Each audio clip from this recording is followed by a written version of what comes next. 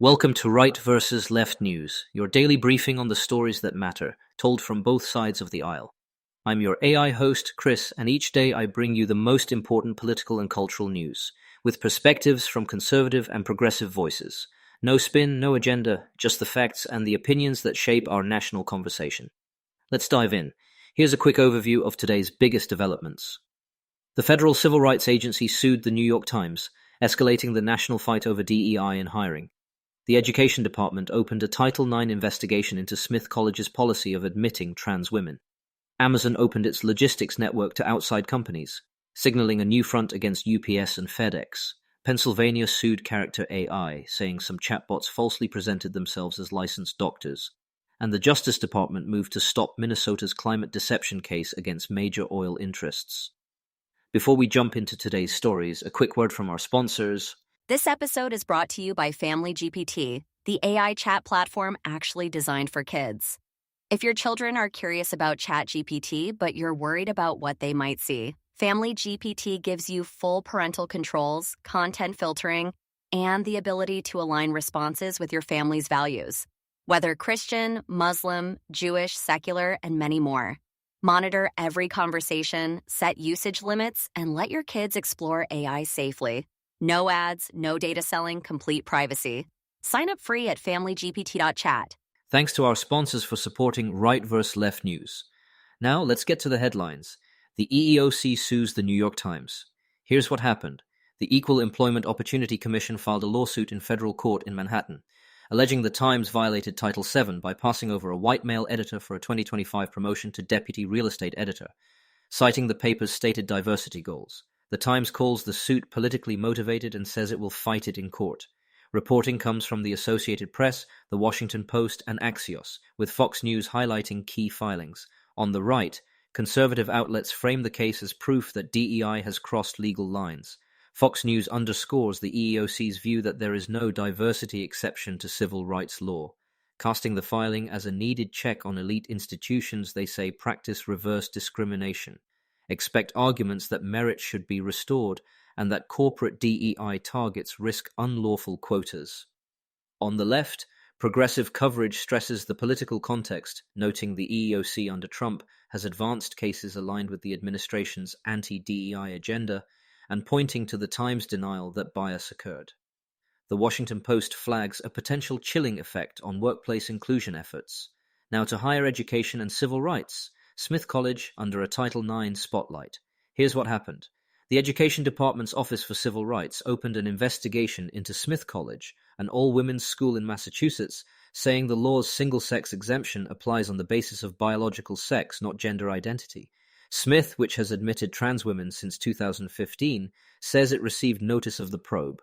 The department and major outlets reported the move. On the right, commentators argue that admitting what they call biological males into female-only settings conflicts with Title IX's text and with privacy and fairness rationales. On the left, coverage places the case within a broader campaign by the administration to roll back transgender rights, noting Smith's inclusive policy and warning that the probe could have far-reaching effects for women's colleges nationwide. A major business shakeup. Amazon opens its logistics network to all businesses. Here's what happened. Amazon launched Amazon Supply Chain Services, letting outside companies, beyond Amazon Marketplace sellers, use its global network for freight, distribution, fulfillment, and parcel shipping. Reuters detailed the rollout and market reaction, while industry press framed it as an AWS-like play for logistics. On the right, business voices see pro-consumer innovation, more competition that could drive down costs and improve speed. The view is that regulators should avoid hobbling efficiency plays that benefit shippers and customers. Investors appear optimistic that Amazon can pry share from incumbents in business-to-business shipping. On the left, analysis flags antitrust and labor concerns. A vertically integrated giant expanding into yet another market could squeeze competitors and suppliers, while amplifying pressure on warehouse and driver workforces. Expect renewed calls for tougher competition policy and stronger worker protections. We'll be right back with more of today's news after this brief message. This episode is brought to you by Family GPT, the AI chat platform actually designed for kids.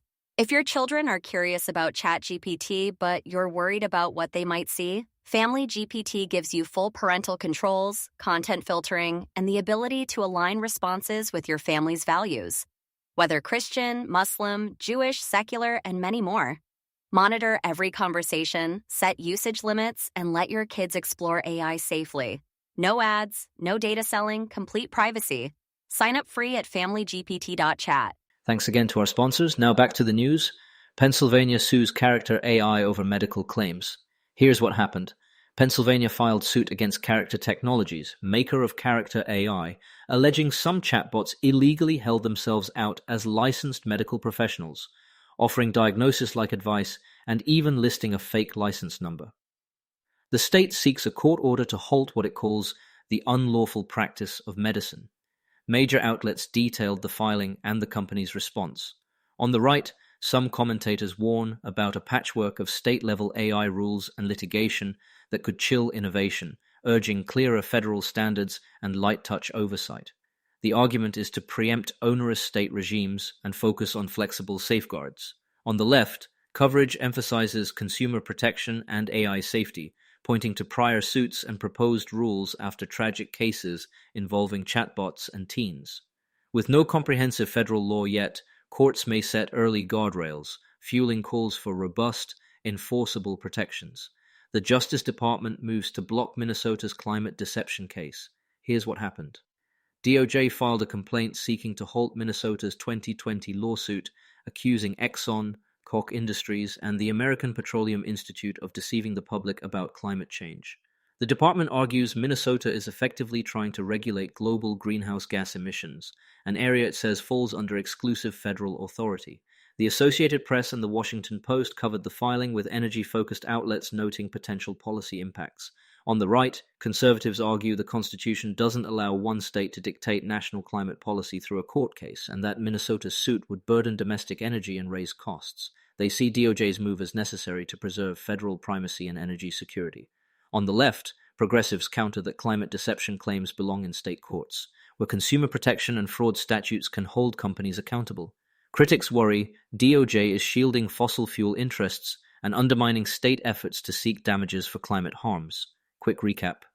In the past 24 hours, we saw a major DEI test case at the Times, a federal probe testing the bounds of Title IX at Smith, Amazon's bid to become everyone's shipper, a state lawsuit pressing the limits of AI responsibility, and a federal-state clash over how and where to litigate climate deception. We'll keep tracking the facts and the arguments, right and left, so you can decide what they mean next. That's it for today's episode of Right versus Left News. Remember, understanding both sides isn't about picking a team, it's about being informed. Subscribe wherever you get your podcasts and join us tomorrow for another balanced look at the day's biggest stories. Until next time, stay curious and stay informed.